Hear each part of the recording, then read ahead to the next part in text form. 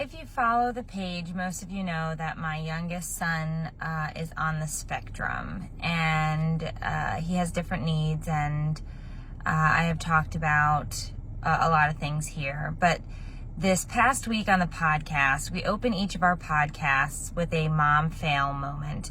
And the reason we do that is because we want to let all moms know that they're not alone. And although that we feel like we're failing, we're just that this is what life is like when you've got kids. In each failure, we can find success. And the days are long and hard and exhausting, but we love our children, and that's why we do it all over again. But this week, I shared a mom fail moment about my youngest son who is on the spectrum. And he becomes very physical at times, and he can be aggressive, and he can hit and punch. At times he kicks, scratches, and this past week, he scratched my older son so hard that he drew blood.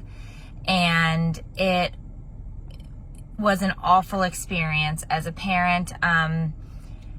When he was younger, he used to hit and kick and punch me. We are working with a therapist. Luckily, he does not do this stuff at school. When he goes through growth spurts, it gets worse. When he doesn't get enough sleep, it gets worse. And if you have a child who's on the spectrum, you know that a lot of times they don't sleep. They're not great sleepers. The reason I shared that mom fail is because it can be extremely embarrassing to have this happen out in public or even in your own home.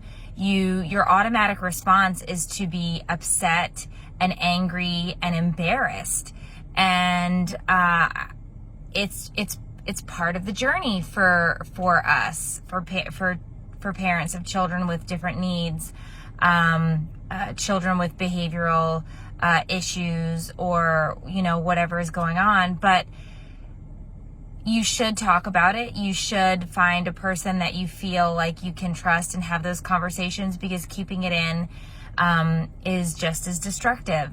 The reason that I share it is because I know that there are other moms out there who are going through this, who have children that they have in therapy, and that they're dealing with these types of situations. I got an email from a mom this morning who said she was listening to the podcast, and when she heard my mom fail, she felt really connected to me, because her son also is on the spectrum, was later diagnosed with something else, but has had these outbursts and had these anger issues, and has struck her other children. And over that email, and through this podcast, we connected, and we felt this kind of like solidarity in, holy crap, this is really hard.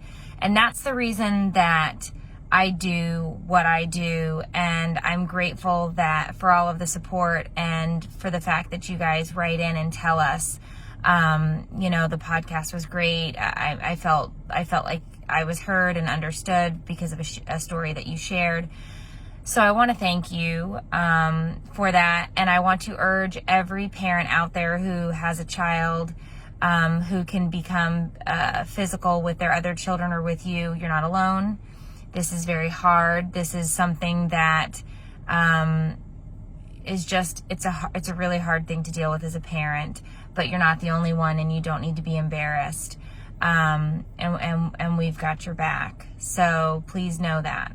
And that, yes, the days are hard, but you're doing a phenomenal job.